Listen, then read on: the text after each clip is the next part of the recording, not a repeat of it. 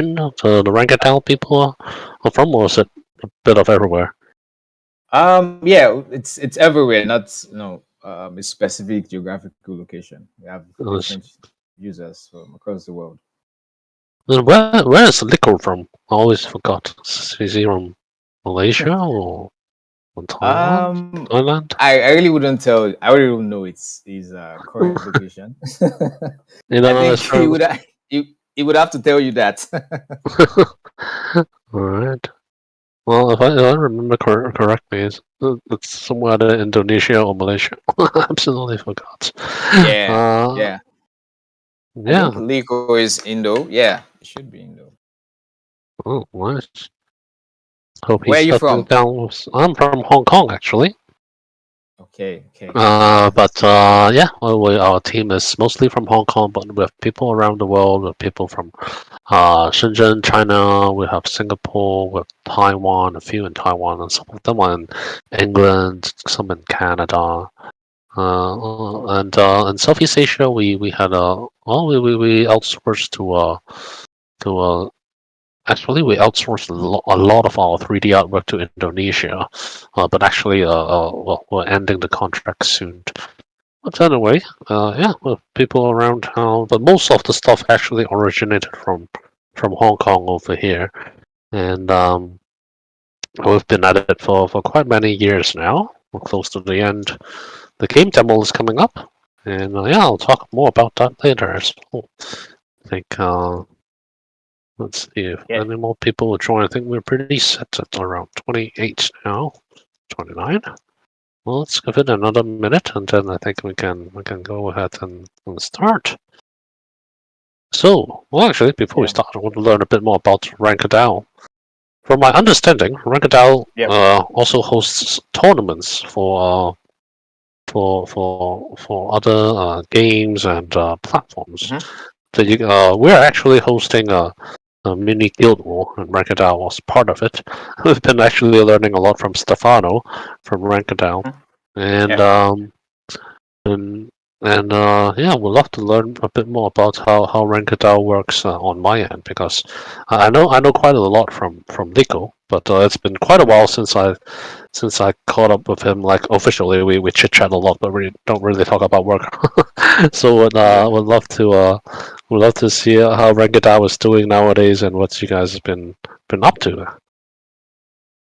Yeah, I'll try to shed more light to that, but I think Wolf will be in a better position to give accurate details. Wolf, are you there? Wolf from the audience.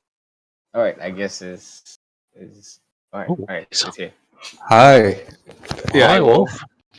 Sorry, I didn't expect to be put on the spotlight suddenly. No, it was just before the AMA starts, so I was just wanted to have some chit chat and learn a bit more what's happening around RankerDao. Good.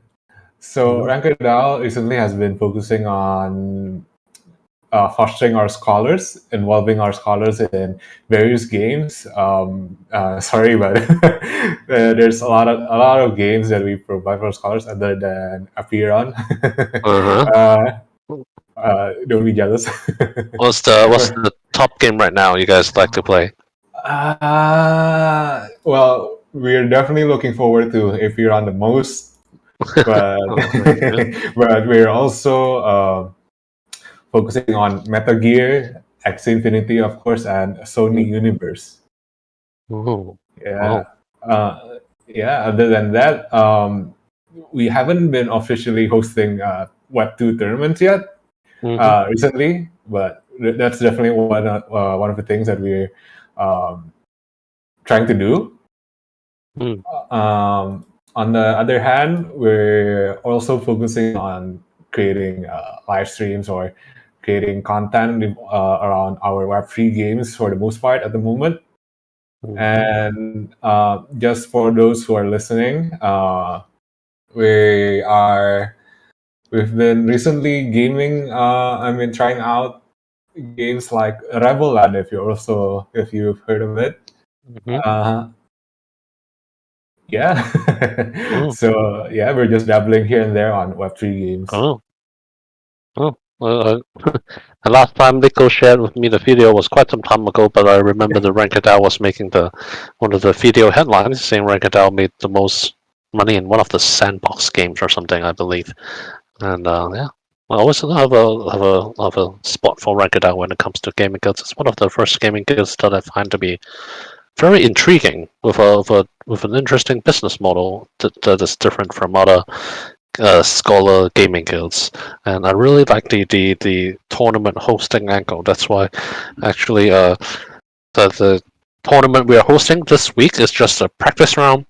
When we do the real one, we'll probably be partnering with RankerDao to do the much bigger one. And yeah, I already told Nico about it. I talked to Stefano about it. The next time we do a guild war will be with even more gaming guilds playing different games, but ultimately ending with Apeiron. That would be a larger one. But of course, learning from the lessons we have now, we'll probably do it on a regional basis, and yeah, so the ping issue wouldn't be too much. Well, anyway, I think we have waited long enough. Let's officially start the AMA. Sure, I'll hand it over to Dion or Yoda. All right. Well, thank you, Wolf. Thanks, Wolf. Thank you for putting you up on the spot suddenly. But it's all right. Okay, Yoda, let's go. Yeah. All right. So we have a few questions for you before we officially open the Q&A for our friends here. Let's go. So first question for you today would be, yeah, can you give us an overview of Apeiron and the team behind it? Yeah, actually pronounced Apeiron, not Apeiron. It's okay. A lot of people say Apeiron. So a brief intro of Apeiron is Apeiron started out as a god game. And well, 6 years ago, when I was trying to recreate Black and White, quite popular PC god game in the year 2000, and with modern technology and on a mobile platform. But the idea and everything grew, and now Apeiron is it evolved from a god game to an esports game. Well, with esports elements, and then now with blockchain elements as well. We're through 6 years of work, and we are pretty well satisfied with what we're doing right now.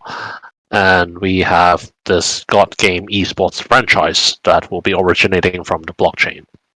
So to put it simply, Apeiron is it lets you play God.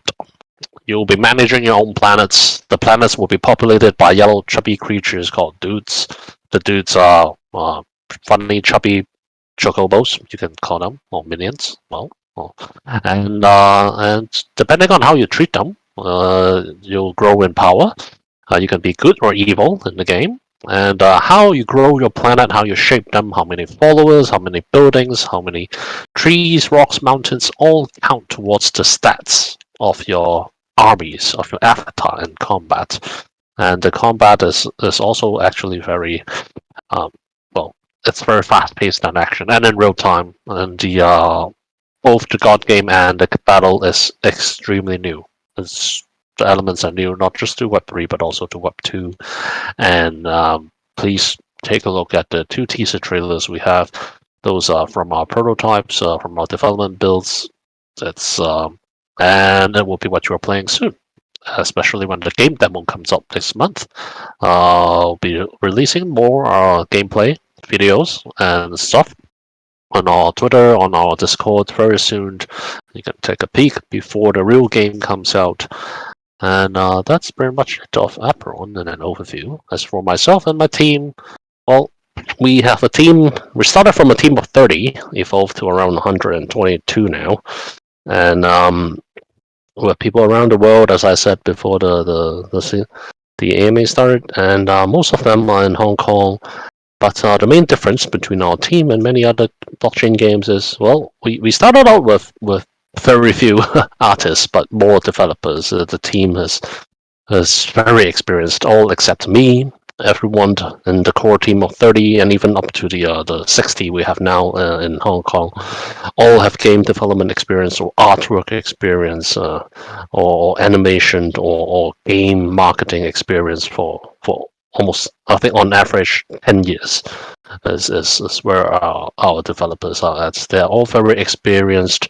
They've worked in many great companies, all co-developed games for giant companies like Konami and Sega in Asia before, and their experience is pretty tip top. And me, I am the co-founder and the sort of we call ourselves the law keeper because we don't like to call ourselves CEO, CFO, COO. We just like to keep a leaner management so everyone has to do everything, and I am the I'm sort of the guy who gives the concepts because I don't have game development experience. My experience was from management consulting and private equity, and so I'm more on the business side, the higher concepts of creation, and my co-founders and the team are the ones who are actually developing the game, turning my random ideas into actual game rules, artwork, and everything. And that's just the team and Apeiron in the overview in a nutshell. Yeah, thanks, Frank. That was quite the intro, and it's very interesting so far. And I like the fact that it's you guys have a diverse team, and you guys are committed to building, and awesome things are coming, like your game, the demo, right? Demo is coming, right? As you mentioned. Oh yeah. Actually, the demo is actually ready at the end of this month, but we're trying to time it a little bit better. We were doing a star sale, a land sale actually, but the land sale is very limited. We think, the recent bump in ETH is a good sign, but still, I think everyone is still pretty bearish on the markets. So we'll see how things turn out.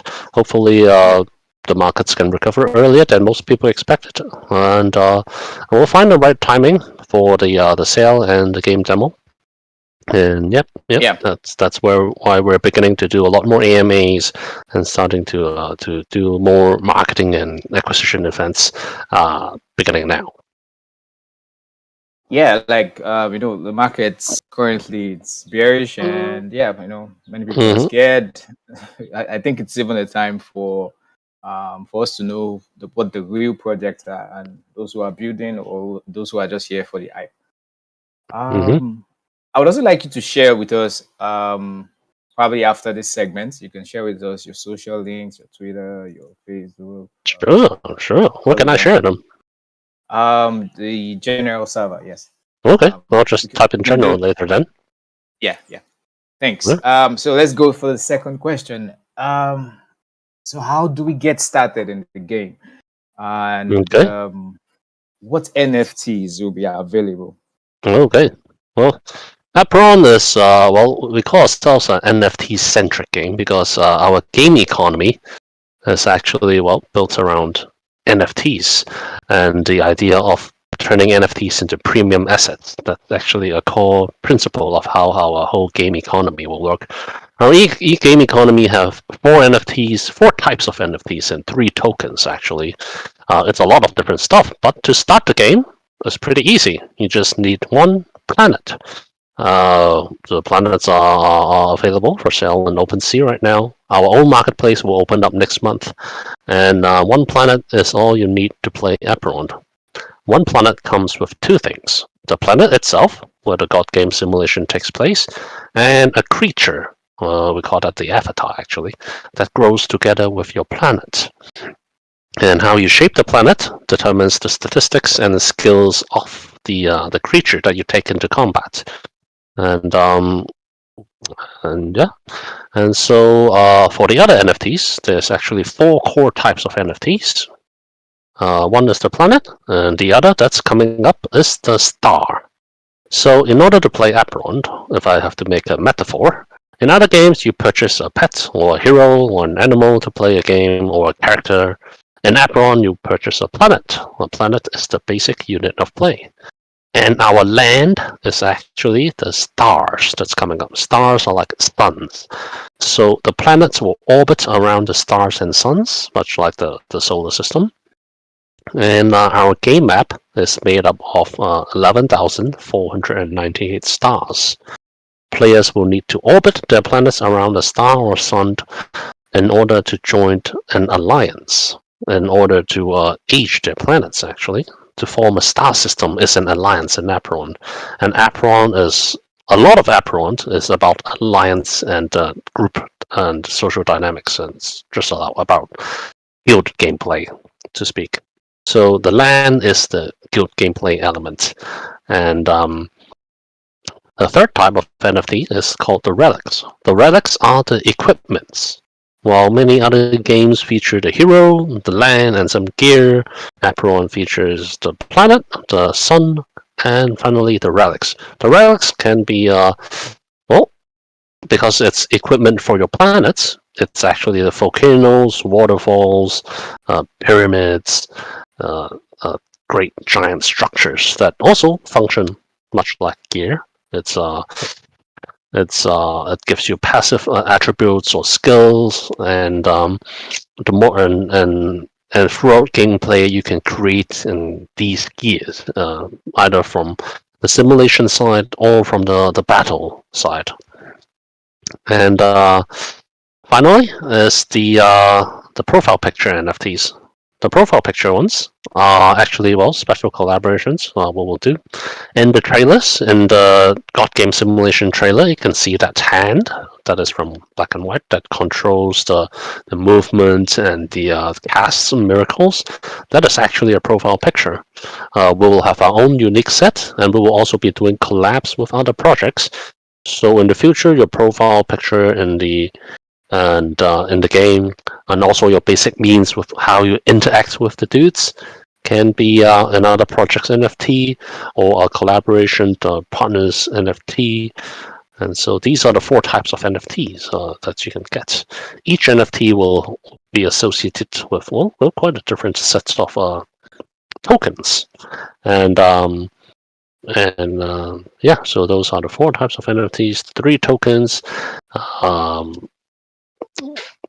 How do I say it? Well, for the planets, the main use is actually actually I should save this for the next segment because this can get rather large. I'll let you digest it a little bit before we move on. Thanks, Frank. There's something that I got. You mentioned something about planets, and it just gives me this idea of Apeiron, taking us on a galactic cruise with games and other awesome things coming up. Yeah, it's quite a giant galactic adventure because the whole game map is actually a universe. It's made up of multiple galaxies and giant celestial objects. And we draw our stories and our inspirations from a lot of different creation myths from around the world. And the 12 main galaxies are from very familiar stories. There's the Greek, Norse, the Japanese ones, Chinese ones, South American ones. There's actually some even from Babylon and Egypt. And the Babylon galaxy has mythologies actually drawn some from even from Africa. We'd love to learn a bit more about Nigerian mythology. Actually, never heard much from there. But actually, that would be a pretty interesting angle. And we have and they all actually, each of these galaxies are giant expansion packs and expansion contents. I was talking with the team about the creation of one of the giant world bosses in the Japanese mythology galaxy today. It's one of the first galaxies to open up. Our first giant expansion is in the Japanese mythology, and the boss, the world boss, so to speak, is the Orochi, the 8-headed serpent from Japanese mythology. It's quite cool, actually. But it's a giant map and stage, and the map is quite beautiful, and we can't wait to show the players as we go closer towards the star sales, probably somewhere around next month. We'll show some samples of what the map looks like. It's absolutely amazing, and yeah. That's awesome. I would be looking forward to it definitely. Yeah. Yeah. So you mentioned 3 tokens. Yep. So can you tell us how does Apeiron's ecosystem work with 3 tokens? Okay. So a lot of people, there's quite polar on this opinion. Some people think 3 tokens are good. Some people think 3 tokens are risky or complex. And so to begin with the 3 token, let me explain why we went for 3. We actually started with 2 because we actually studied a lot of Axie and many other blockchain games early last year, and to look at the economy and the systems. We think that the one from Axie is actually pretty good. It's solid. It's got the play-to-earn side and the monetization side. But we tried to simulate it on our own. But we don't think it's sustainable. At least not from our experience or from our point of view. It's good. It's simple. It's easy to get. But at the same time, there is a problem when it comes to retention, when it comes to scaling, and when it comes to pretty much putting a lot of different people in the same basket is something we don't think would work. What I mean is blockchain and these token economies actually have to serve many different types of uses, and most of these single and dual token structures are being capitalized by investors and speculators. And so when you have a real game economy that's tradable, then right now what's happening around Web3 and also the blockchain games is a lot of people come here to speculate. So you got speculators and investors trying to get in early.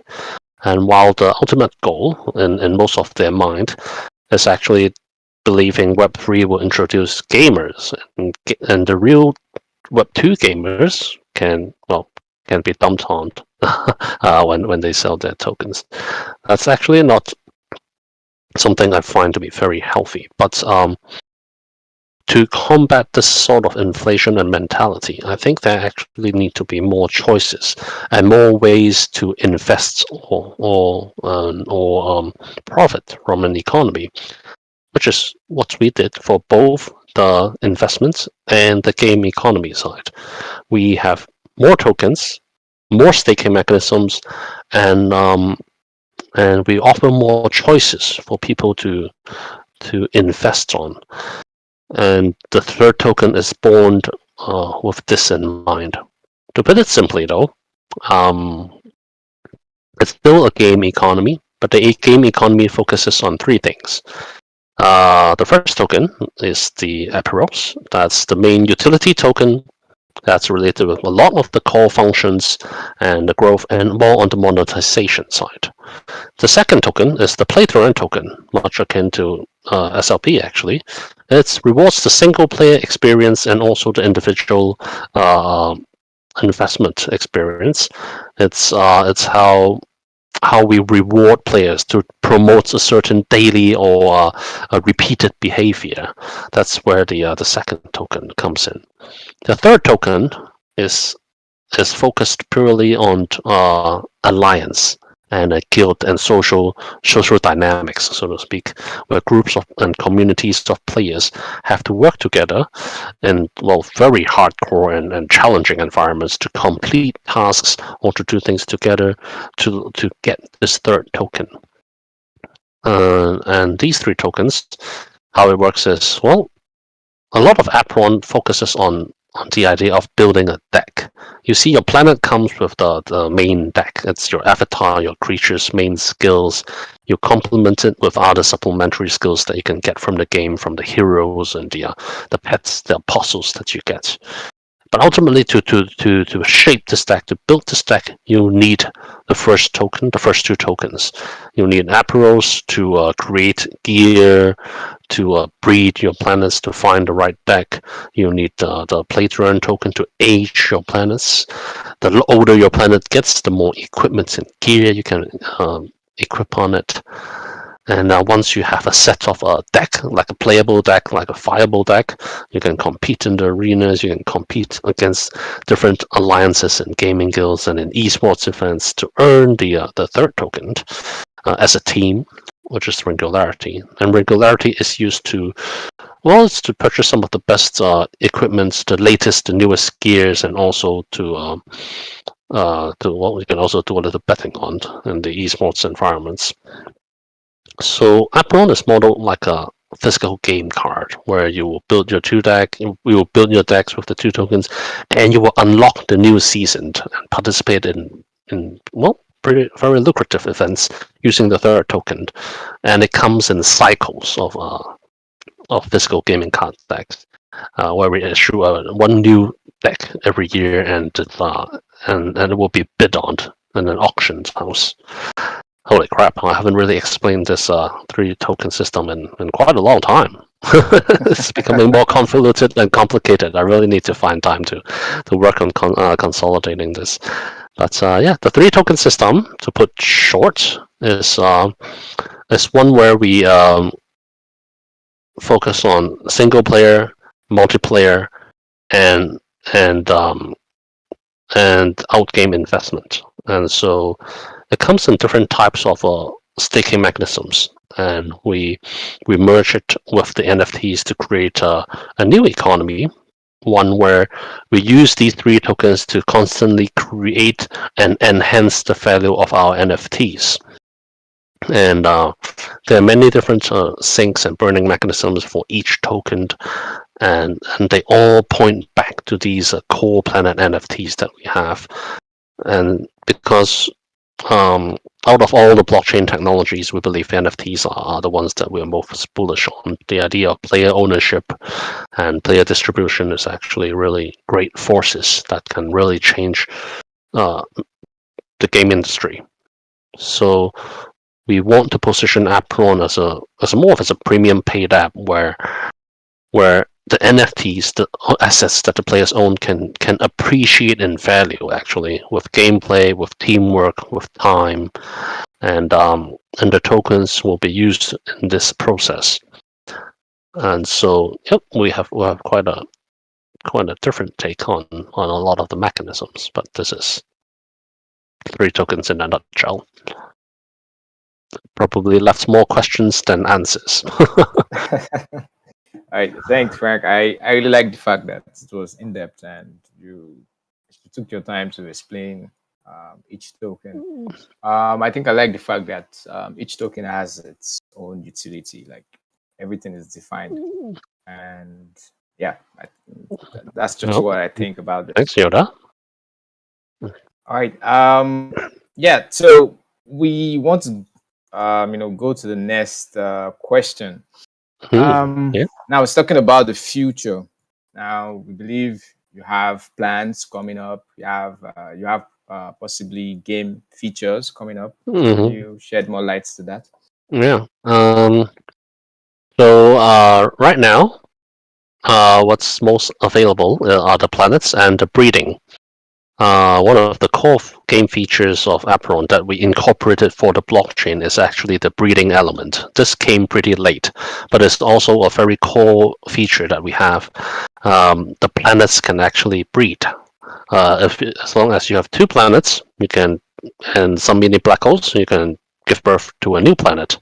It's quite silly on the outside if you think about it, but we really took a look at a lot of different NFT games, and the breeding elements is just one of the best gameplays that can go with NFTs. So yep, you can breed planets in Apeiron. It's available now, and what's coming up is the another feature called staking. The planet staking will be coming up, and in early August. We have the contracts ready. it's being reviewed by Certic and Lomis or Softmis. I actually forgot the name, and Pack Shield, and we just need to fix a few more issues, and it should be ready, and then we'll be running it very soon. The first pool, just confirmed with the team, will be just some free funny emblems. You can just stake the planets and apostles if you have the apostles, and we will give out rewards. So the more planets and more apostles you have, the more funny emblems will be airdropped to you, so to speak. And then the second pool will be mini black holes, the core item that you will need to breed planets with. And the third pool will be the star NFT that goes together with the star presale. And coming up next is the game demo. In August and September, we'll be focusing on this PvE demo. It's actually a quick preview of what the game's battle looks like. You'll be controlling one of the Pure Elements avatars. You'll be controlling some of the apostles, and you will fight in the dungeon against AI enemies to get a feel of what Apeiron is like. The demo will open up to involve PvE and PvP stuff. RankerDao would actually be able to play. We'll have certain accounts available for RankerDao to play, and when the demo comes, I'm sure I'll be back here. Well, my team will be back here to show you guys what the demo is like, and then open up some testing accounts for RankerDao to play, and to comment and to help us shape the battle better. And after the demo comes the TGE. Our TGE should be around September and October, and just before our game launch. And that's pretty much what's coming up next for Apeiron. There'll be a lot of different gameplays and teasers also coming up to accompany these demos and events. We really hope the markets or the audience will be more receptive to the crypto by then. But we also are quite, well, I am personally very bullish on the coming game demo. I think the quality of this demo is something Web3 has never seen before. And once the demo is out, the people will really want to play Apeiron, because it's very beautiful, it's very challenging, and it's very fun. And we're just waiting for the right timing to launch this together with the Star pre-sale and our marketing campaigns. So yeah, that's that. All right, thanks, Frank. Yep. Yeah, awesome. We'll definitely be looking forward to it. Want to see what you have. You mentioned there's something new that we've never seen. Yeah, it's definitely interesting. We want to see that. Yeah. Do you play much games yourself? I'm actually suck at mobile gaming. I actually play games on the console. Oh, okay. Yeah. Do you play any games? All right, so sorry. Please go ahead. All right. We'll quickly go to a last question, and that's to do with our partnership. I think we had an announcement in April with you guys. Yeah, April. Yeah, we had an announcement to you. Yeah. Could you shed more light regarding what we should see or what we should expect from this partnership with you? Okay. Actually, there'll be a Medium article today going out talking about this partnership, because there was an interview we did with Lico and Stefano to talk about RankerDao and Apeiron. But let me tell you about this partnership. So RankerDao invested in Apeiron, one of our beta constellations. It's one of the major constellations, and RankerDao chose to be in the Southeast Asian constellations, actually. Oh, Mr. Wolf already set it out. And yeah, it's that helmet thing that we created for it's not a helmet thing, it's a black mage in my eyes, and I love black mages, by the way. But anyway, I'll talk about that towards the end of the AMA, because I want to do a little black mage event. But yeah, RankerDao has Yes. purchased a Constellation pack. It involves a large amount of APRS tokens.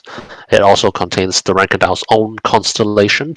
It's pretty much a base for your gaming guild, and the stars. It's customized. You guys will have your own customized assets when you log in as a RankerDAO scholar, and and and RankerDAO also owns a set of primeval planets, and they've been breeding. So when the game launches, you guys will have quite a large set of planets ready for your scholars to play, and so you'll be hitting the ground running the moment Apeiron is launched. The scholar systems will be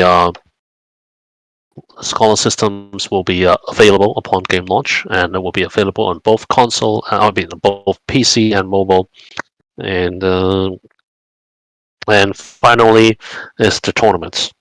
We will be working with RankerDao to host a lot of our tournaments. Apeiron is pretty big on esports. We're only starting in Web3, so to speak, with the gaming guilds and the natives and the Web3 users and scholars. But Apeiron targets itself to become quite a big esports entertainment game. And we'll be hosting seasonal and cyclical, very frequent esports tournaments. And we want to find partners such as RankerDao who have quite a different take on Web3 gaming, and RankerDao will be helping us host. We'll be working with RankerDao to host different types of tournaments with different types of rules, and that's pretty much the nature of the partnership. And yep, just looking forward to seeing more of Apeiron on the RankerDao tournaments, and working together with Stefano and Lico to see how we can improve our community team's tournament hosting experience as well. And that's pretty much it. The relationship between Apeiron and RankerDao. And final word, actually, sorry about that. Is you guys got a very, very passionate gamer leader and group of gamer management, and this is something I really like to look forward to in my partnerships. And we actually partner with a lot of different gaming guilds. There's over 24 gaming guilds now, and but RankerDao is one of the ones that I placed in seed actually.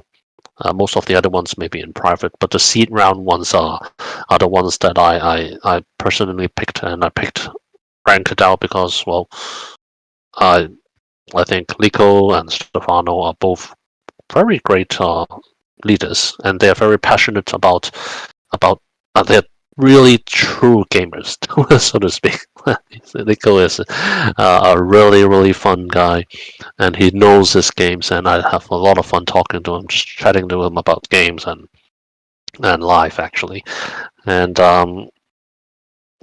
would always love to host more events over here with RankerDao, and hopefully Apeiron can grow together with Ranker and become one of the most engaging and fun gaming guilds out there in Web3. Right, awesome, Frank. Thanks for the compliments. I'll see that as a compliment, actually. It should be. Yeah, it is. Yeah, I think it's time for the Q&A, and Sure. our Should friends here- I take a look at are we asking them to answer it live, or is there a specific channel we can go over that, or that's all in general? Yeah, it will be in general. Okay. Friends here, please. I want you guys to go to general and ask Frank whatever questions you have, and yeah, Frank will be picking your questions and he would be answering them, and of course you stand a chance to win an NFT. Yeah. We'll be I have giving one out funny thing for emblems. Frank. Mm-hmm. Yeah, funny emblems. Yeah, got it. So this is for Frank. Frank, please, can you mention the usernames? Like when you're answering the question, you can mention the username. I'll mark them down. All right, we have admins recording this. So, I'll mark all of them down as I go. And And yeah, I'll type it out. In the All right, meantime, I guys. always suggest Bless them Frank. to. Yep. Let's go. Bless Frank with all the questions in the world you have. Holy crap, that would be a lot. Oh, there's a miscommunication in the beginning when I talked about the rewards for the questions. I Yeah. said I was actually expecting to answer around. I'd say around 10 is pretty much very maximum of the amount of questions I can answer. But I think you guys said there were 5 Fune emblems for each question. That would result in 16 questions. If I answer 16 questions, it will be as long as 2 hours. so, I'll probably pick around 8 to 10 questions. That's already a good hour for me to answer. But actually, looking from the amount of questions here, I can actually handle. I'll try to answer as much as I can. How much time do you have, Yoda? Yeah, I'm here with you. Oh, cool. Well, then I'll try to answer more then. There was also something about a raffle draw that's going to be happening in your the raffle. I'll talk Discord about. server. I'll be talking about the raffle at the end, towards the end of the EMA. We will be hosting a raffle for RankerDao and for the participants of this AMA. I'll ask a simple question, and all you have to do is just type the answer in a specific channel in Apeiron, and you'll be given a role. And those who have this role will be able to participate in the raffle. I'll talk about this after I answer a bunch of these questions. All right, great. Take your time. So let me see. I'll answer some of the ones in red because I believe the red ones are the scholars from RankerDao, right? So I'll get to Chica. Oh wait, Chica is RPG. RPG. RPG is also from my server. Oh wow. Oh, mark these. See a lot of people from my server. See if I can see any new ones.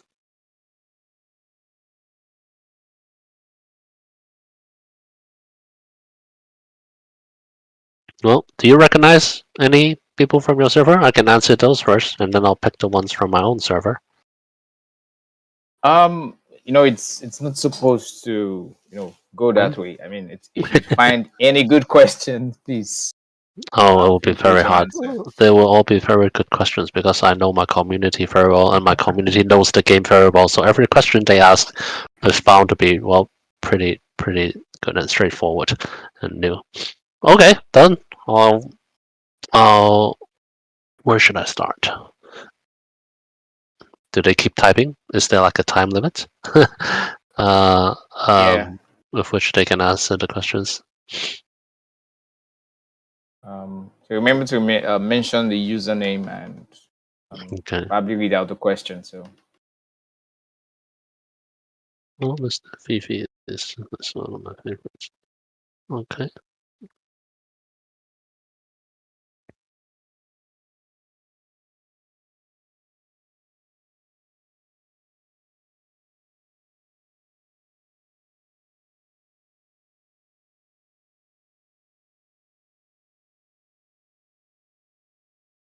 Oh, this is a very interesting question.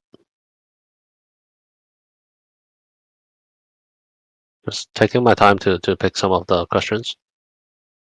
But I'll mark them all down. 1 second. Of course, take your time. They're all pretty good.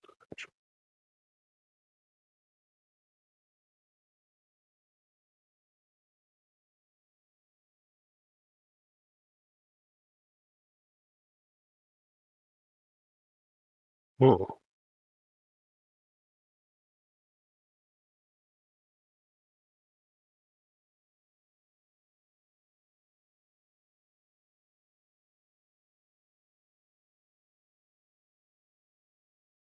Oh, a guild batch owner.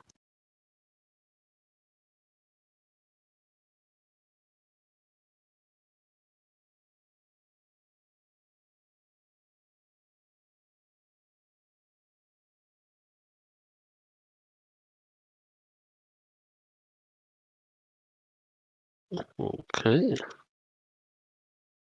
In this my server, or council members. Well, I'm just gonna answer almost everybody's questions.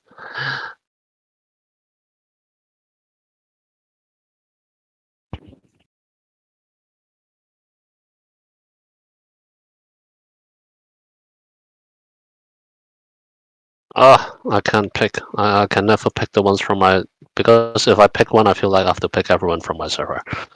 Um,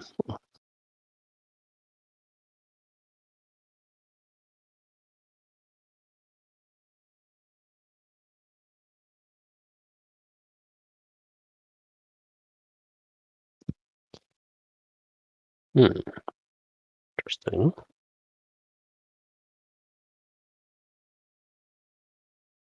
I think I can pick 16 of them actually. Ooh.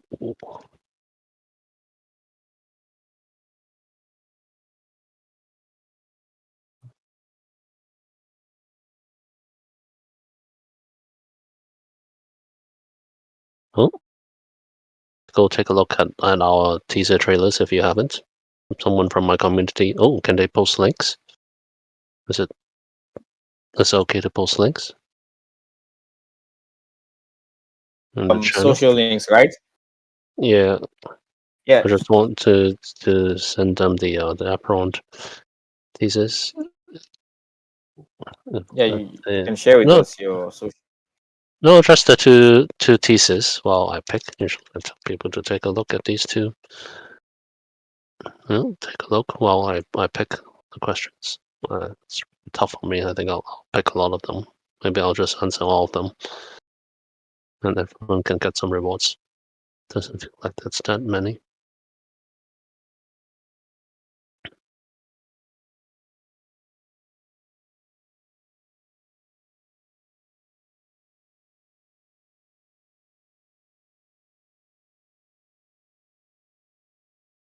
Let's continue.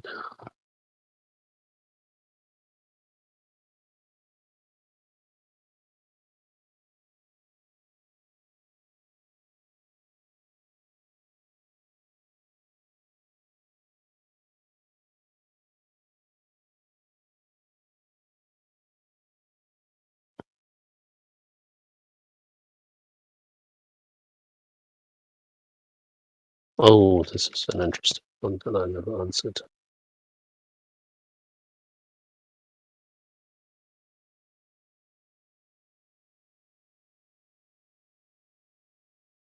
Oh,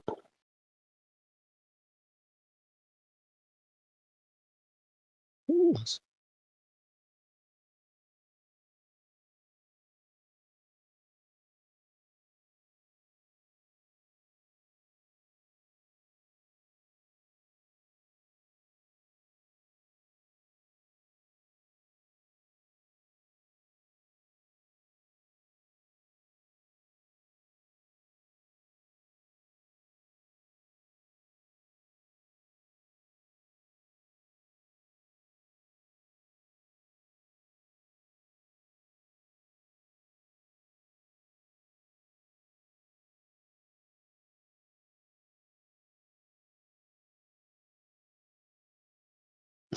Bro, you're asking the same questions. Come on.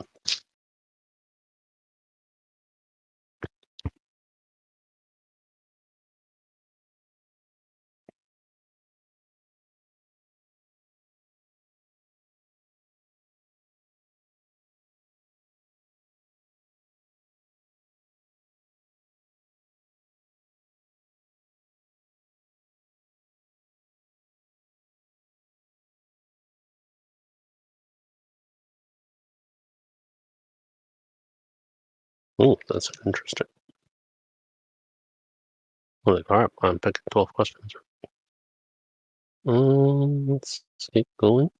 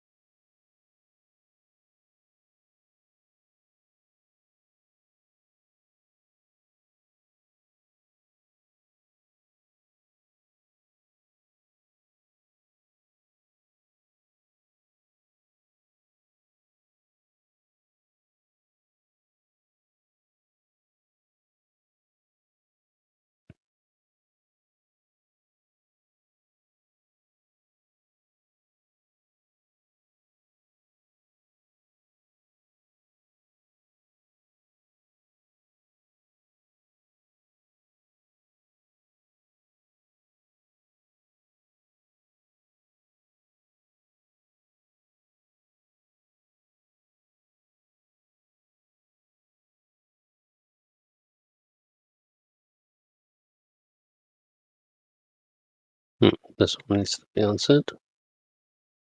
It's 15.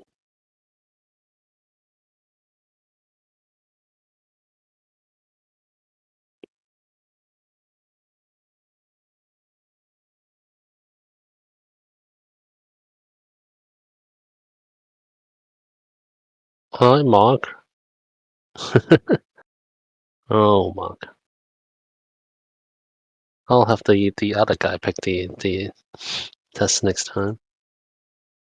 Can planets go supernova? I think Mark mentioned the Medium article you were talking about before. Yeah. Yeah. Mark is one of the guys that always get picked in the AMAs. if it's not up to me, if it's up to the host, sometimes somehow they always pick Mark's questions.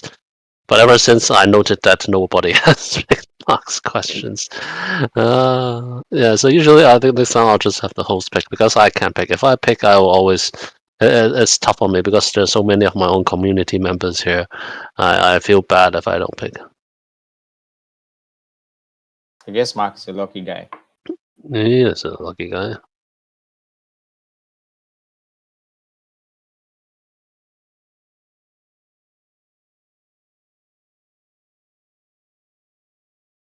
Well, I think that's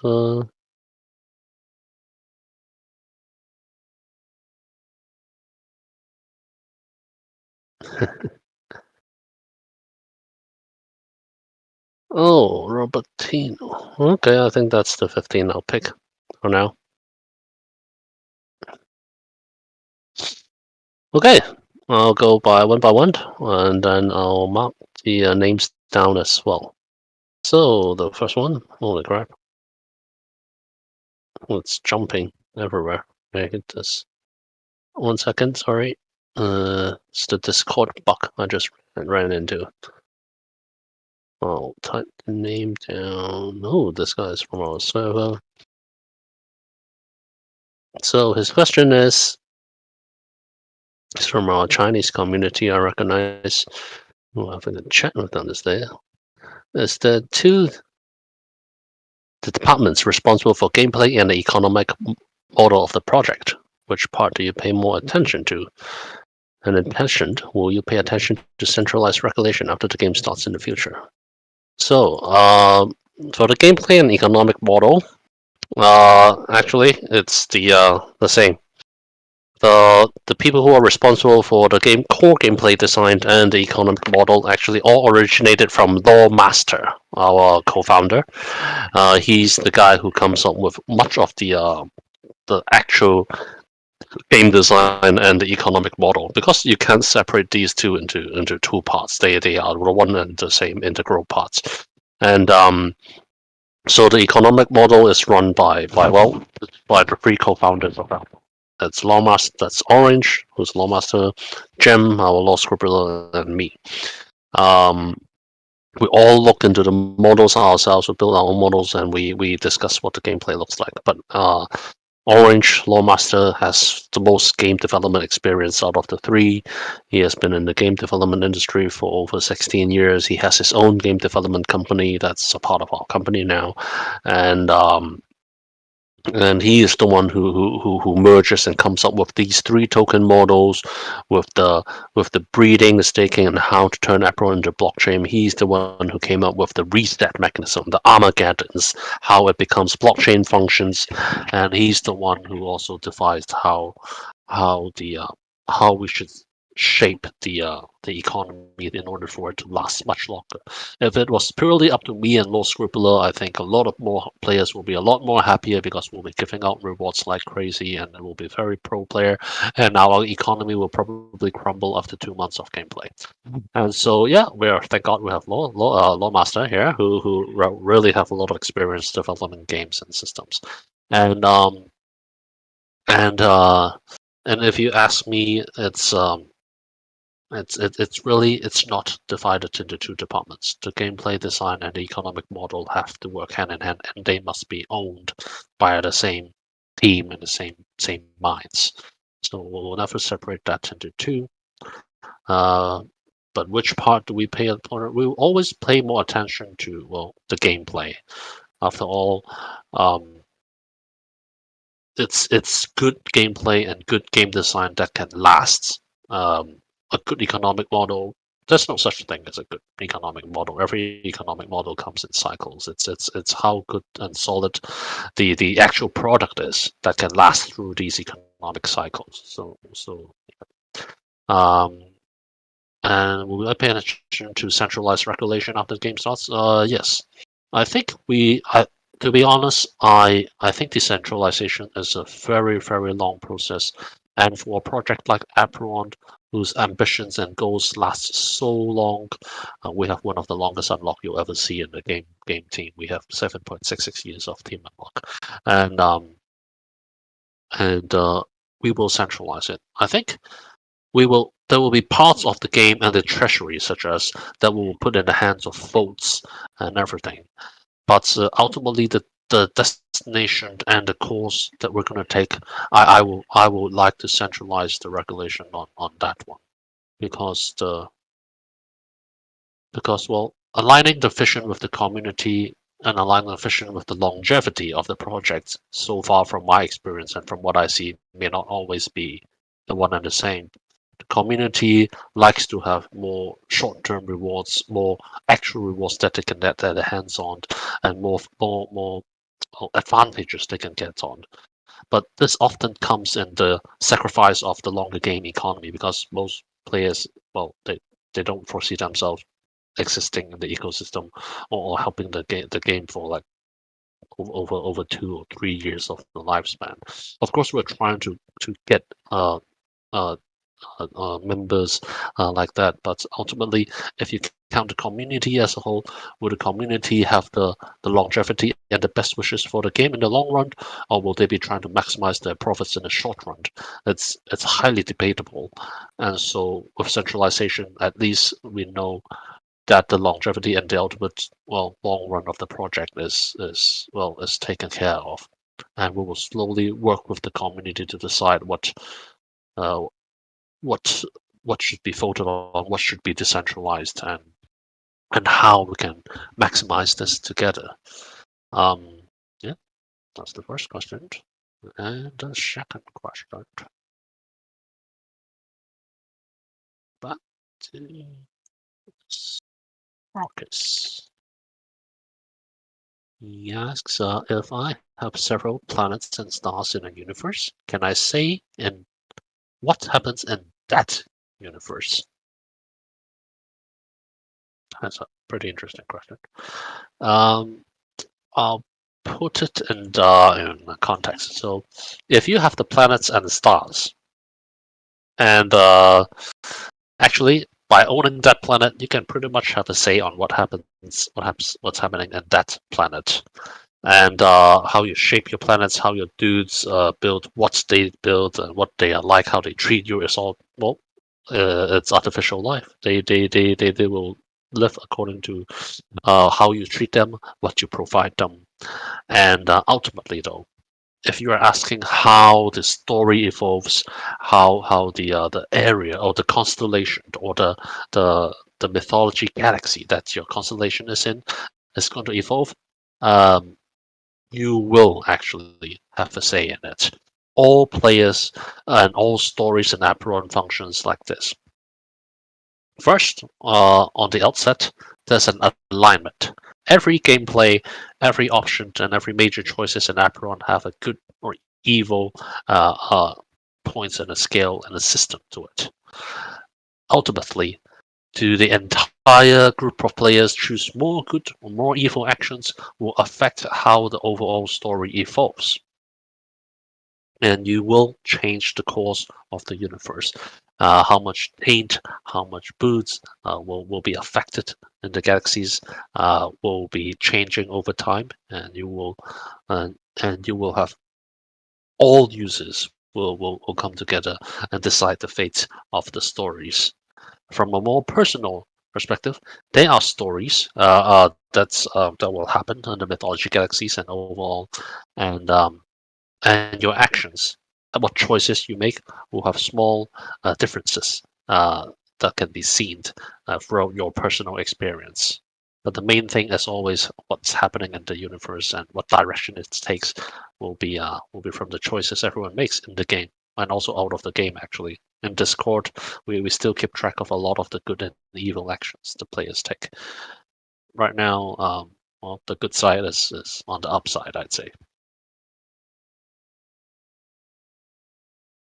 And the second part of Farkas' question is, alternatively, if I have a planet and I have most of the stars around it, does that stack up in some way? One of the main things we want to do with the stars is actually for players in the same constellation to work together, or to at least, or to have the player own multiple stars in the same constellation. Yes, when you have the stars in the same constellation, they add up, they stack up. They will get the buffs will be increased. There are several things the stars can offer. One is the aging of your planets. Planets that orbit around the stars can age faster. And then the other one is the alliance member count. In order to start an alliance, you need you need a star, and the more stars you have in a constellation, the more members you can have in the alliance, and it gives a buff. If you manage to own all the stars in the constellation, you and your alliance members, then you will be able to get a buff on the planet aging and on the member count. And then, of course, finally, there's also the gameplay buffs. One of the main gameplay buffs you'll get is when the alliance wars and the guild wars come up. A lot of the buffs will be given. Well, it's not a whole, like, it won't be game breaking. It's a few percent, but it's a game changer at the top end. So in the guild wars, there'll be different buffs to your stats, and you can obtain that via the constellations. So players will find themselves, star owners, the landowners will find themselves always working with other star owners in the lands in their own constellation to try to work together or to buy out the other stars. That's quite a fun mechanic, actually. And the star map and the constellations, especially the major constellations, the artwork is very beautiful. I can't wait to show you guys more. Number 3. Disillusion.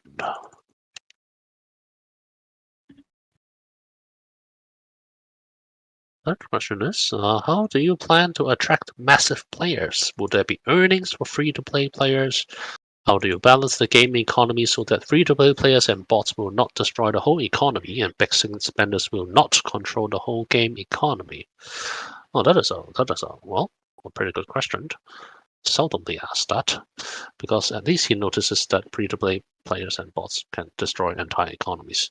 So what we're doing is that we're actually being very careful with free-to-play and play-to-earn. We think actually free-to-play and play-to-earn are both hyperinflationary, and putting them together is actually, well, a recipe for disaster for economies. So that's why in Apeiron, we actually don't provide as much free-to-play options. Our ultimate free-to-play option is in the gaming guilds, both literally and metaphorically. We partner with a lot of different gaming guilds, and we think gaming guilds are ultimately one of the most ideal free-to-play portals into many Web2 and Web3 games, actually. And Apeiron will continue to position ourselves as a premium paid app where we will continue to allow our planets to be priced at a more expensive rate. If players want to try the game for free, they should join one of the many gaming guilds that are partnering with us to play as a scholar. Because gaming guilds don't just offer like free planets or scholarship or rental systems. They actually offer the good ones, a great choice of communities, players that can play together, that can guide the new players across Web3, across the game, play together, and to educate them, and not just in Web3, but also in the game and the economy and in many aspects. And so we want to work with the gaming guilds to form an ecosystem where we focus on the game developments, and the acquisition and of the new players comes mostly from the gaming guilds. And the literal part is we actually do have free-to-play planets. Planets we call seed planets. But we are also going to give the seed planets to the gaming guilds that we are partnering with. So For a gaming guild, they'll have different types of planets, different types of elemental mixed planets, and they'll also have seed planets. Seed planets are well, they have a less ability to earn, but it gives you a great opportunity to explore the game. And seed planets takes time. The ability to earn actually in Apeiron comes in a more weekly basis. We only allow players to reset one planet per week. It is via that reset process that allows players to earn play-to-earn tokens. We are limiting the daily activity of the daily ability for players to extract resources, and we position Apeiron as more of a team and earn and a win to earn game. We don't actually promote Apeiron as a play to earn game that players can earn tokens on a daily basis. If you want to earn efficiently in Apeiron, you must team up and you have to win these giant guild wars or tournaments in order to earn efficiently. And as for the big spender side, to avoid the big spender from controlling the game economy, well, I think the ultimate goal of decentralization and NFT is always that the big spenders actually even have more sway over the economies. The only way to really combat this is if the developers and ourselves take a more centralized an action in these events.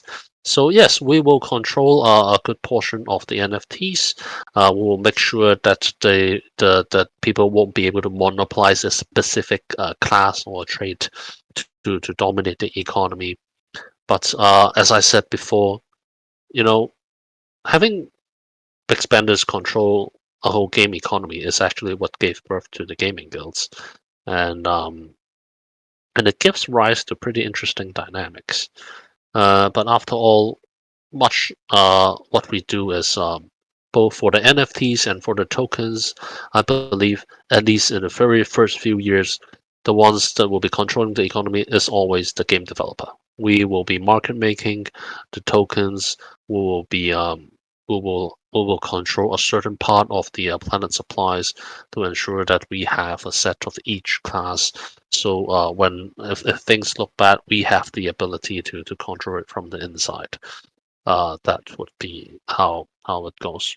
I had an interesting discussion with the community this morning, and yeah, even when we plan to go on a centralized exchange, we do plan. Our TG is actually directly on the centralized exchange. That will happen before the game launch, and it is actually possible to market make that. A lot of companies actually market make in centralized exchanges, and they control a lot of the volumes in centralized. It's actually not a lot of money, and it's easily doable. So yeah, let me go on to the fourth question. Holy crap. I'll try to answer it in a more faster and concise manner. I really have to practice this part. Scene. Guild badge owner. So, Zane, you won 40 Funi emblems in the Guild War giveaway. Oh wow, congrats. And he will let you know where he can use it. Is it tradable or available for exchange? So the Funi emblems are tradable. You can sell them on OpenSea. We have they're costing around 0.07 ETH right now. And or you can trade it. If you want to trade it in, go to our Discord server. We have a Funi Emblem Emporium channel, and you can fill in a form where you send the tokens back to our company and fill out what rewards you want, and we can give you different types of NFTs. The Funi emblems can be exchanged for merchandise, for planets, for apostles, for plushies. So yeah, it's really up to you. 40 Funi emblems is a lot actually. You can even get a planet with 40 Funi emblems if I'm not mistaken. So yeah, it's up to you. If you weren't able to claim the 40 Funi emblems, well, feel free to message me. You can DM me a scene, and then I can validate the authenticity of your win, and then I can talk to the team to get your rewards out tonight. Okay. Actually, let me screenshot that and and tell the team to look into it right now.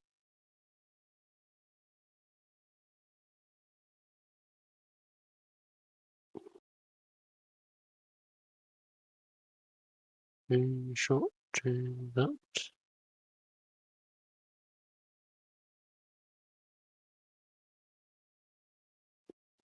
Okay, moving on.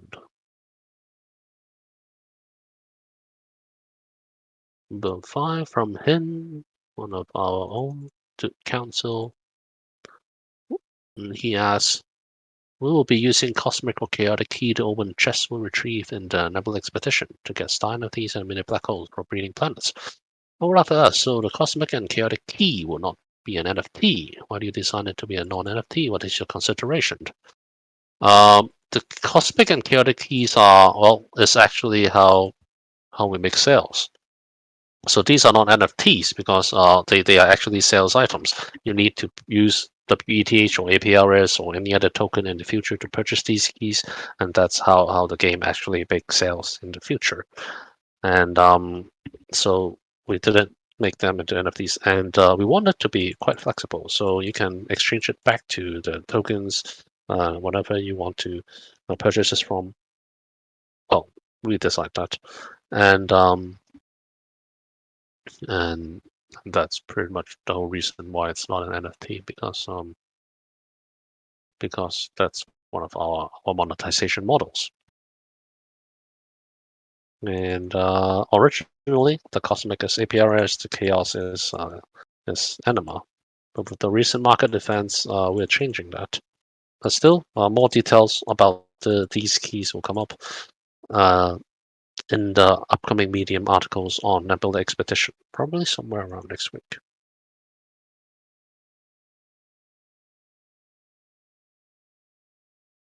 One of the subsummons of this missed. Let's check it. 13 and 14 is missed.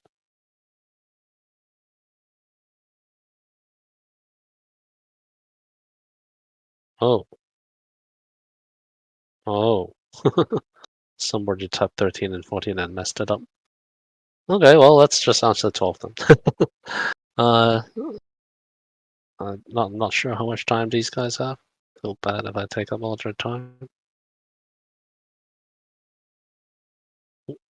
Don't worry, I can always answer a bit more later.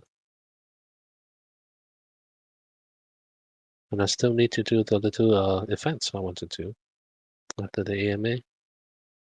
And the sixth question is from 我看不到我的名字 is from one of our Chinese members. The first question is,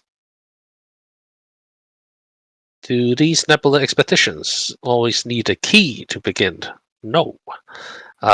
Some of the Nebula expeditions will be pure reward based, and such as the very first one. So the first one will be you only need to stake your planets and puzzles, and based on how many planets and puzzles you staked, we'll be airdropping full emblems for everyone. And so the ones who have more Apeiron assets, the better Exordium ones will have more full emblems, while the other ones will have less. I'll answer that in Chinese as well. 第一个问题我看不到我的名字，是不是所有的幸运探险也需要钥匙？其实是不需要的。有一些好像我们第一个活动呢，是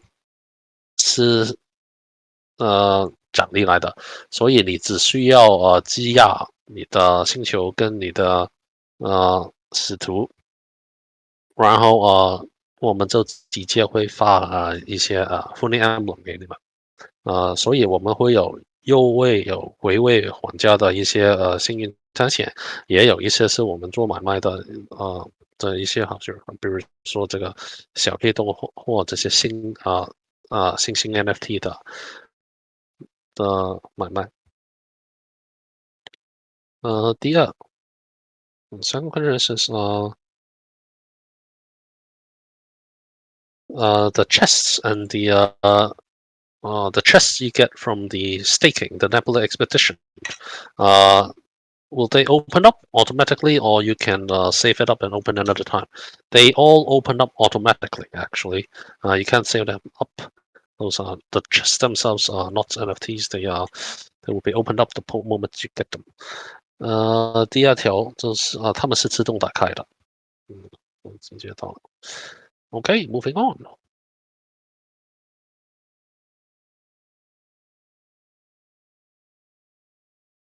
Number 7 is on that eye. Ladai asks, constellations and galaxies. Which are the top 3 mythological galaxies you can't wait to explore? Well, this is a personal question on me. And I would like to explore Shinto is obviously one of my favorites. That's why I picked it to be in the beginning. Tao, the Chinese galaxy, is also another one I really love to explore. And the third one would probably be the Greek and Norse mythology one, the binary galaxy from the Greek and Norse mythologies. Well, I'm from more of a Western education, so the Western mythologies from Greek and Norse have always been intriguing to me. So these 3 would be the ones that I would love to explore, get my hands on. Most likely because, well, from my background and from my experience growing up watching these stories. And he has a daddy joke. Whoever invented the knock knock joke should get a Nobel Prize. Thanks, Ladai. All right, moving on.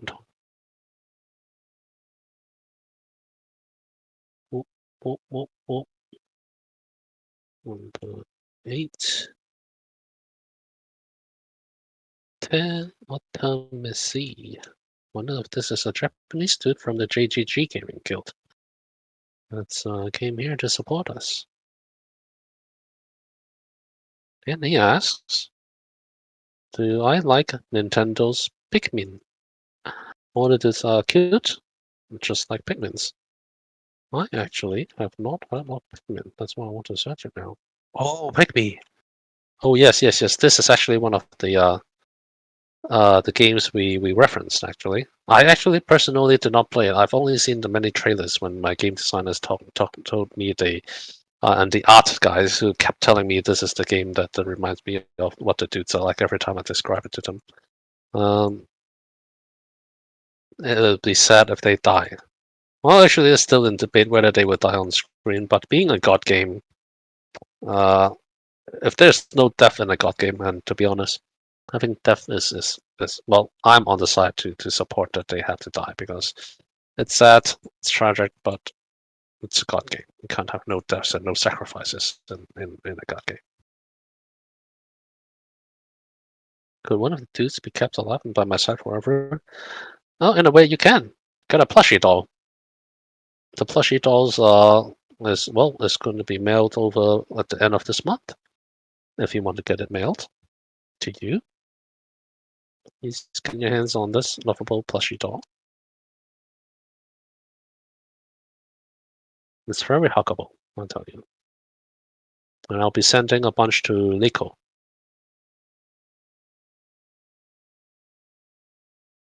It's a housewarming gift.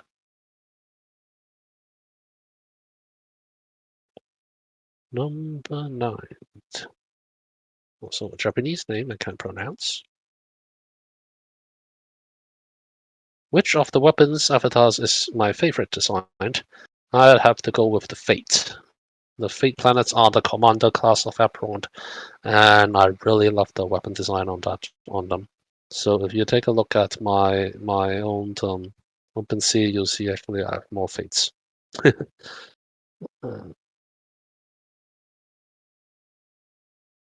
All right. Moving on. TKWN. Another guy from Michael. What game hardware have I been most addicted to? He's on PSP.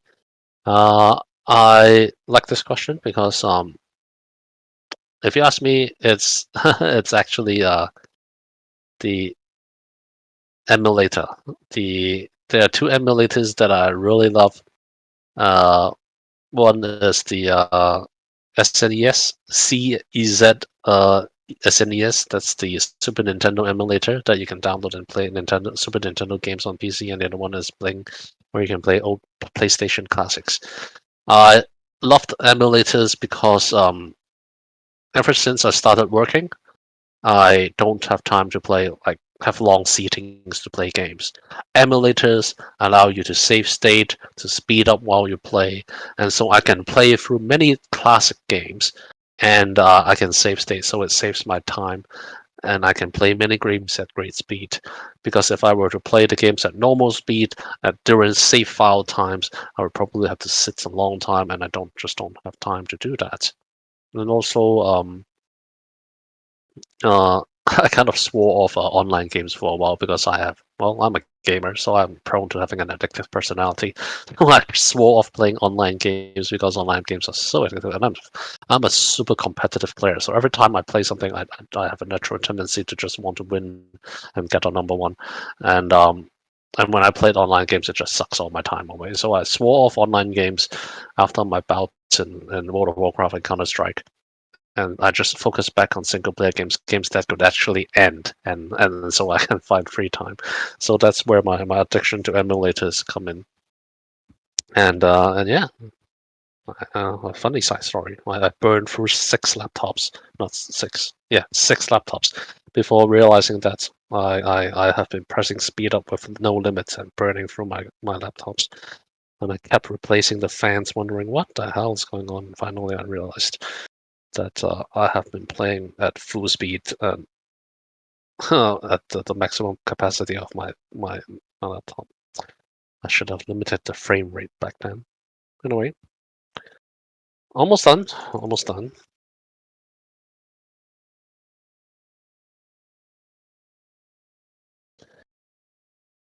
From Frank, Majoris. Yes? Is this a 9th question? This Or is the 10th the. Let me take a look. I'll see. I'm typing down. You'll see later. Yeah, so. Right. This is the 11th question I'm answering right now. I see that it costs around 0.22 ETH in order to get your own planet. That's roughly around $340 now. My question is, will there be an opportunity for scholars so they'll be encouraged to get their own planets and invest to this game instead of just dumping the tokens they earn from the game, which happens a lot in other different NFT games? Something scholar-friendly options for them to be able to start learning to invest on NFTs as well. Yes, we've been trying to find the right game partners to do this, and of course, as a scholar, the ultimate graduation is for them to own their own assets. And Apeiron, there are many different ways for scholars and players to earn their own planets. We actually host a lot of events, and we give out a lot of funny emblems, and you can actually get planets for free by participating, by contributing to Apeiron community in various different ways. And ultimately in the future, I believe we do want the players to be able to obtain their own planets, but ultimately it's still playing together with the team, and this really comes with the different types of gaming guilds, because even when you have your own gaming guild, the best ways to find new scholars or to rank it out may also be working together with your gaming guild.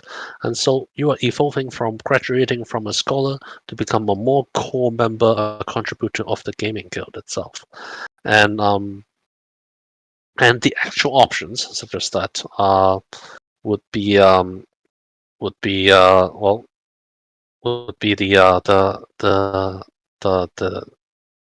it's a system that we work together with the gaming guilds.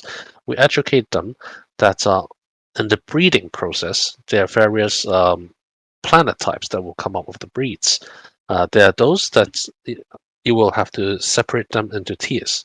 There's the quad planets, the tri planets, the dual element planets, and the pure element planets. What they can assign to the scholars based on achievement systems is actually the quad and the tri planets for them to own and manage themselves. And on the dual and the pure element planets are for the core members and the core teams.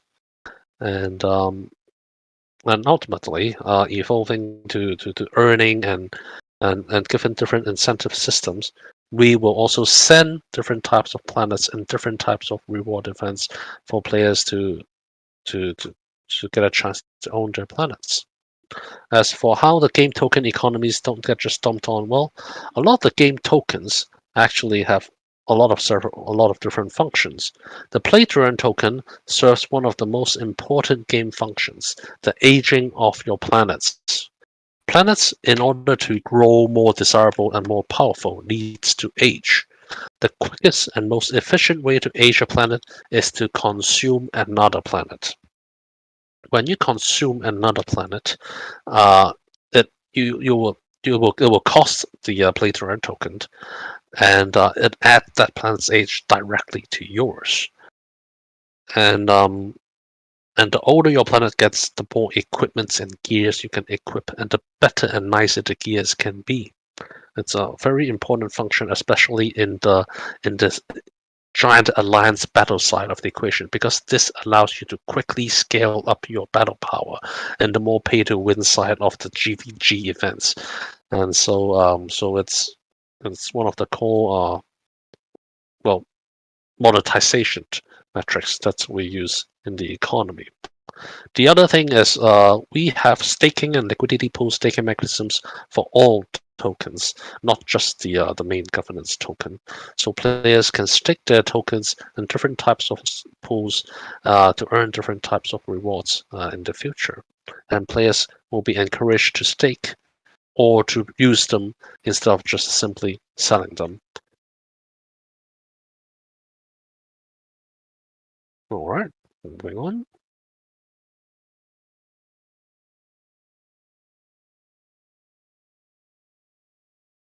To the 12th question.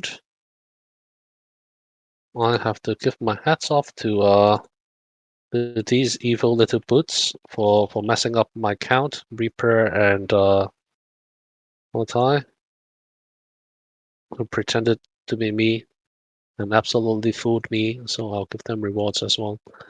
And but word of warning, if you do this in the future, I'm going to deduct sugar and deduct your rewards for messing around with me.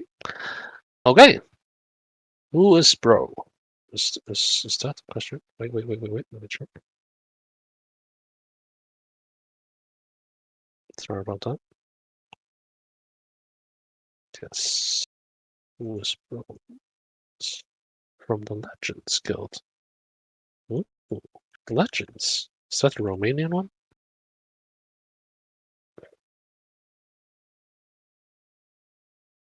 If the economy is focused on NFTs, what happens if APRS and Anima go to 100 times? Actually, this is also what what we are trying to do with the new Nebula staking system. In a traditional breeding game economy, such as Axie, if AXS and SLP skyrocket, the breeding cost also skyrockets, and it also costs a lot of desire to not breed, actually, and prevents certain types of breed until it goes down. With the Nebula staking system, we can control the breeding price, because right now the breeding price is a mini black hole. The cost of a mini black hole is adjusted by us via the Nebula expeditions, and if the price goes high up, we will adjust it so that it doesn't cost as much. We always want to price a mini black hole to be around, well, a breed to be exact. One breed, at least on the first breeds, should be around $100 US. That's the sweet spot that we always want to target. So the fact that we changed the cost of breeding to an NFT allows us to adjust the pricing more actively. So, for example, in a bear market or if a market utterly collapses, the NFT staking mechanism allows us to change the purchase of the keys to USDC for more stabilization if that happens. So yeah.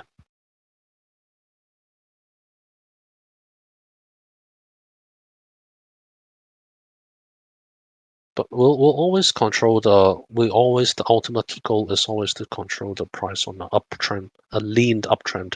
So even if the token prices were to go 100 times, it will be because it's already been several years. As I said, I will market make the crap out of the ceiling for our tokens. So you bet Apeiron will not go 100 or 30 times in the short run. I will definitely target a 30 time and 100 time in the late run. Any token that goes 100 times in the beginning is bound to be doomed, in my opinion. So expect the ceiling to be manipulated by me, and yep, if you want to go for 100 times and skip and jump to another economy, well, this is not the project for you, sorry. But if you're looking for a good game to play in the long run and earn in the long run, then I will do everything in my power to create that long-term reward trend for my asset holders and my investors. Okay.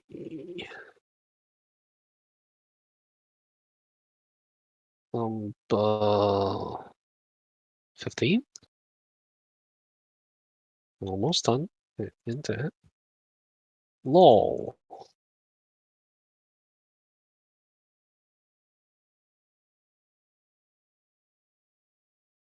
My rank seems there will be a delay in the star pre-sale. Yes. Well, it's not. I wouldn't call it a delay. I would call it a postponing because everything is ready actually. But postponing because to later time because well, the community seems the feedback from the community is that they want it a little later. And well, I think a little later is probably good as well. And with more time to prepare more awesome stuff. And then why do I plan to have a pre-sale in this bear market? It's because I am super bullish on my game demo. The whole reason for pre-sale is to go with the game demo. We think the game demo is awesome, and it's going to give a lot of traction and attention to Apeiron, and so we want to partner the at least a small sale event together with the game demo. Otherwise, it'd be a real waste if we just release the game demo and without any sale event. So yeah, we choose to do a pre-sale for the game demo, not because well, but yeah, for the bear market, our star sale, our land sale is very limited. We are actually only selling 600 stars. Just wanted to mention it. It's not that we need the money actually, but we just think it's a better utilization of our game demo in these times. And what is my outlook for the current market until the end of this year? I'm actually a lot more bullish compared to a lot of my investors. People put the bear market all the way until next year, but I think the market sentiments will turn around September and October. The squeeze right now, honestly, even I'm quite surprised at the recent boost in ETH. Sort of ambiguous on it because not sure what's really giving rise to this. I know ETH 2.0. I know the merging is a catalyst for this movement, but does it deserve this much boost in this amount of time? It doesn't look healthy at all from my angle, and actually, I'm asking a lot of our investors who exactly is buying through these ceilings and roofs, especially on the 12,000 on the 1284 mark, one of the biggest pressure points. Was bought off by I think by a few wallets, and it's very likely by one single entity. And we really want to find out who that single entity is, and who exactly are the entities that's pushing the market up these days in order to identify, because there's always talks that that the crypto now have much more bigger hedge fund players in play, and hedge funds have reserve sizes that can really easily sway and topple ETH, and that would be important that we as a community identify who these market movers are and what their intentions are behind these massive moves. Is it benign or is it malignant? It has to be identified before I make a move at least. And so yeah, but in the long run, I say I am more on the bullish side. I think it will turn around September, October. Hopefully by then, at least, so we can launch our game properly, with tokens and everything. And yeah, I hope that answers your question. For the Star pre-sale and the game demo, it's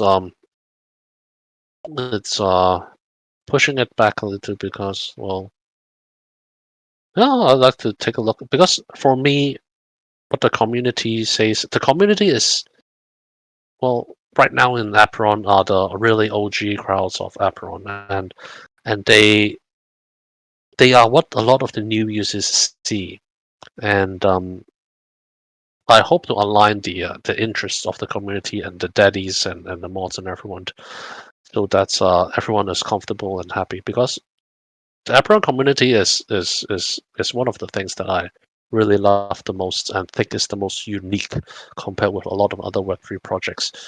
We have a really fun and OG crowd here, and when the mass adoption, when the other players, the new players come, I would hope everyone to be on board and happy with what's happening, and so I think it's always important to listen to what the community is saying. If much of the community says it's not the right time or they don't share the same confidence as I do, well then, well, let's give it some more time and only do later. We can still focus on a lot of core engagement activities to keep the crowds happy and to slow down the acquisition side until everyone is more comfortable. And so yeah, that's the decision to postpone the Star sale just by a little bit, not by a lot, obviously.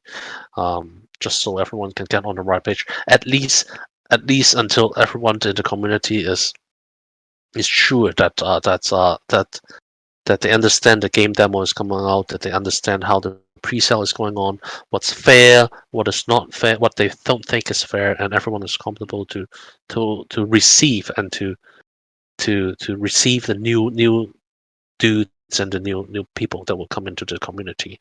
I think that's a very important thing because the Apeiron community is where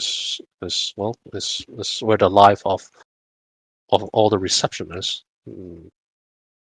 And I really want everyone, especially the OGs, to be on board with everything we decide and do. And yeah, that's pretty much it. I think we can try to squeeze in one more question from the end, because this is 15 I have right now on count.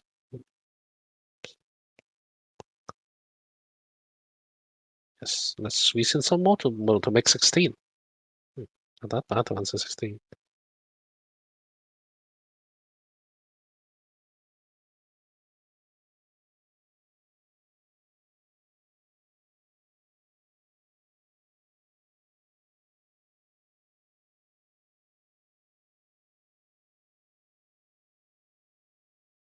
Well, let's answer this from Toll. Last question.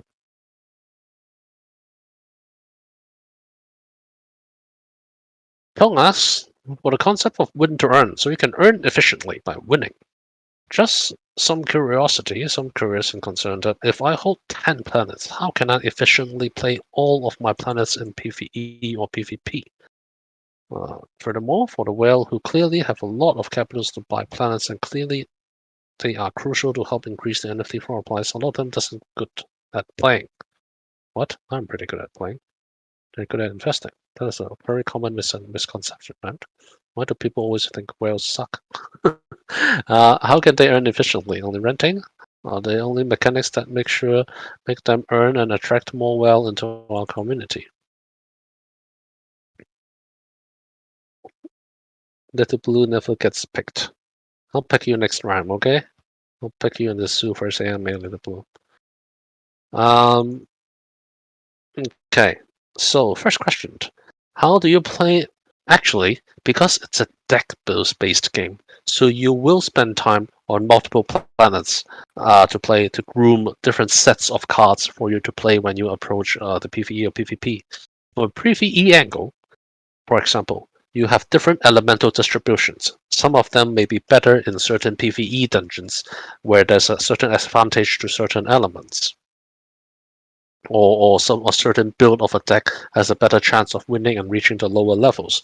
So it's more important that you groom a set of different planets, and the time for you to groom each planet is actually, well, there's only so much time for you to groom certain planets, and probably when you're accustomed to the game, you only be needing to spend maybe from a fragmented perspective, maybe an hour or so to play on 3 or 4 planets a day in order to fully nurture your dudes and let it grow and groom. It's much like building different decks for different types of games. So the more planets you have, the more variety of tools are in your arsenal. If you imagine in the future of the arena tournaments, when you are matched up against another player, are you always using the same deck, the same planets? If you are, I think it's pretty easy for them to find a strategy to counter the deck that you're using. But if you have different codecs and different planets, you have a chance of switching around on a timely basis or in different times, so they don't know exactly which deck you'll be using in battle. And the key to winning is actually in owning multiple planets and playing multiple planets. Of course, the time needed to spend on this, especially when you are trying to go on the top end, is will take quite a lot of time. But as you play, as you level up your accounts, you'll become more and more efficient in playing these accounts. And we do picture players owning multiple planets, so our gameplay is designed so that players will be managing multiple planets by going in a very easy interface on the when you are on the game map. You pick the planets, you go in, zoom in, you water some plants, you cast, you interact with some of the dudes, and then you can move out. When you do it extremely efficiently in the future. And for the whales, first of all, let me clear a very key point is that I've been in pay to win games a lot, and the whales are typically pretty good players actually, because only the pretty good players who are more willing to win and willing to play actually are pretty damn good at a lot of games as well. It's a common misconception that people hate whales and think they suck because they pay, but actually a lot of whales are pretty damn good at gaming, and they are good because they are willing to pay because they are the ones who are addicted to winning. But anyway, uh, how do we allow them to earn and everything? Well, renting is of course one of the very core mechanisms that they can use. But in general, I'd say managing an alliance and providing the stars, the rent for the orbital tracks, and to assign alliance owners is actually a very important mechanism for these whales to earn. And a lot of times, in order to attract whales, it comes down to leaderboards in different servers. One of the main attraction for typical free-to-play, the pay-to-win games, is that many of them are structured into different servers. So whales will go in to try to dominate a server. And in the case of Apeiron, we separate it into a lot of different leaderboards and game styles and play styles and different galaxies and different celestial objects, and they will all be location and region based. So so whales will target, and they can they will try to make their way on top of one of the leaderboards. That's the gameplay side of.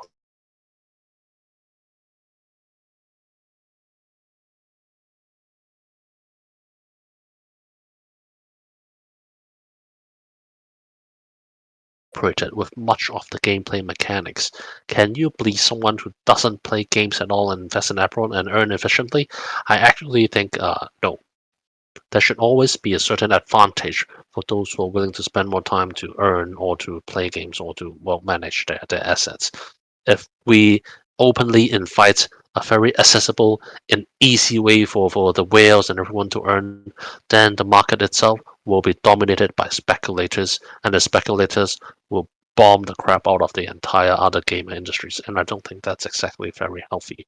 It's good for the short run and the shock value and the hype, but it's not healthy for the game economy at all. If people who don't play the game can actually hold a great sway over the game mechanics, right?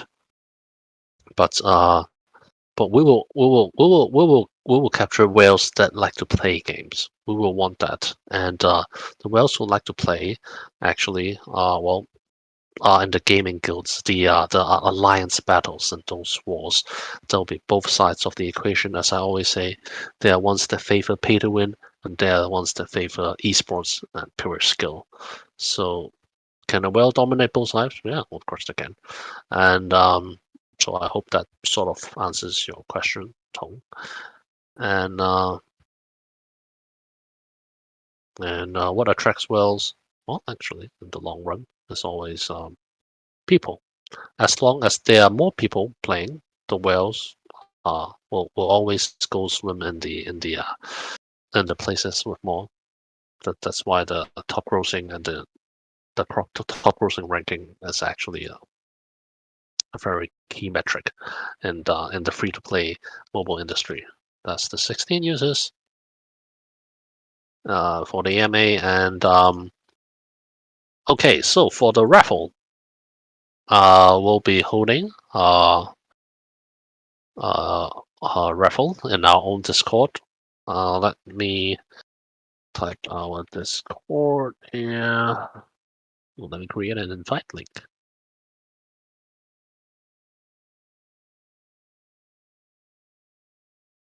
Check.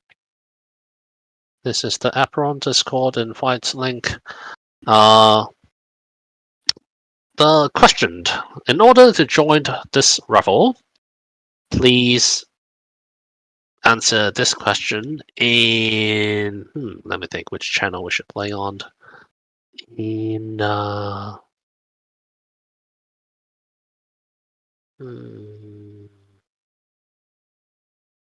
ooh.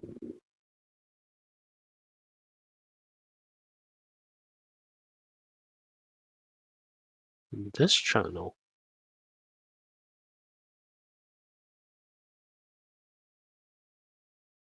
Okay. Secret mission channel in the miscellaneous category on the Apeiron Discord. Haven't been reactivated in some time, so I'll activate it. So please go to this channel and answer this question. The RankerDao logo. Actually, I'm very interested in this because I am a huge fan of the Black Mage in Final Fantasy, and it really reminds me of the Black Mage. And so my question is, what's the name of the Black Mage in Final Fantasy IX? It's one of my favorite characters. Whenever I pick an avatar, I always pick the Black Mage style, actually. And so, yeah, please go to the Apeiron channel, the secret mission, and type in the name of this person, and you'll be given the role. And it's I think it would be a RankerDao role, and you'll be able to participate in the raffle. Remember, if you are a new player or a new member and coming into the Apeiron Discord, please don't click the bot reaction. Click the angel or the demon reaction in order to get verified. And yep, that's pretty much it from my end. If you all fallen asleep. Yeah, that was quite extensive. Since we've wrapped this up, I'd like to appreciate everyone who joined this call, this EMA today, and I'd like to say a special thank you to Frank. Frank, it's been fun having you here. Hope to have you again soon. Thank you. Yeah, I think I'll manage a game night together with you, with the RankerDao community sometime. Maybe some Stumble guy or something more fun over there. Actually, we'd love to talk to Stefano to see what games we can host. as a general collab, pretty early next time. Yeah. Well, thank you for your time, Yoda. Do I call you Yoda? Yeah. Oh, nice. Yeah. You can call me Yoda. Fine. For we would announce the winners in the general server, so you guys can check that out probably later today. But we're going to make that announcement as soon as possible. Once again, thank you very much, Frank, and I would like to say a big thank you to everyone who joined this EMA. It's been a pleasure. Yeah, that's been it. Till we meet again in another EMA. Frank, have a great day. I don't know if it's night at your end. It's 12 over here. It's still young. The night is still young. I'm still going to have I'm gonna have another meeting now with my own All right. Apeiron daddies. And so yeah, All right. thank you, RankerDao, and I hope to see you all very soon. I hope you all have fun. I see many alt accounts popping up to farm this reward now. But okay, well, see you guys, and Thank thank you, you. guys. Bye, guys. Bye.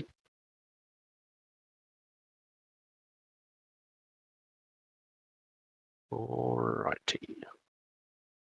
Back to Apeiron, guys. Time for daddy talk.